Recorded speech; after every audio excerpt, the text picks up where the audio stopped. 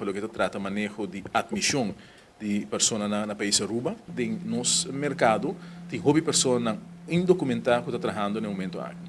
E nós tomamos a seguinte decisão, que a pessoa que no momento aqui está trabalhando dentro do setor aqui, indocumentada, e pessoa que está presente no país, que pode chegar a um donador de trabalho, mas que no momento aqui, por exemplo, muito lá no nosso país, que nós não vai oferecer nem ganhar permisso. Que é uma pessoa que vai solicitar no momento aqui para permisso que está na Aruba acaba, até o dia 1 de julho, se vai chegar a Aruba, que o dia 1 de julho, pode estar trabalhando, ou tem a possibilidade para chegar no trabalho no momento aqui, porque um donador de trabalho, então pode solicitar para vir a marca para permisso. Banda disso aqui, nós tomamos decisão também para dar a possibilidade na pessoa que está vivendo no nosso país acaba e que no momento que não, para motivo de reunificação familiar, há uma vergunning com a proibição para trás, que nós temos que quitar a proibição para trás. Então, pessoa que tem permisso no momento que não casar,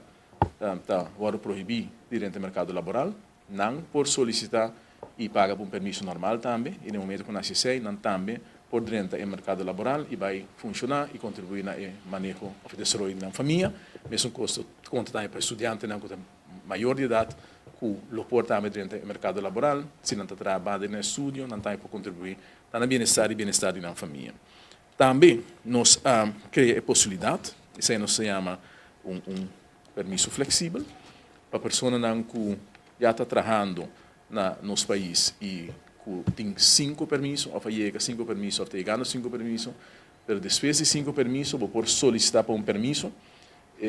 Permisso é um permisso que está maximal 5 anos, desde o momento até que o dia vou chegar numa firma livre, ou paga para permisso de uma vez, antes de botar a liberdade, para poder trazer outro donador de trabalho, ou mais que donador de trabalho. Que é uma flexibilização, depois de 5 anos, que pode aplicar para permisso de 5 anos de uma vez.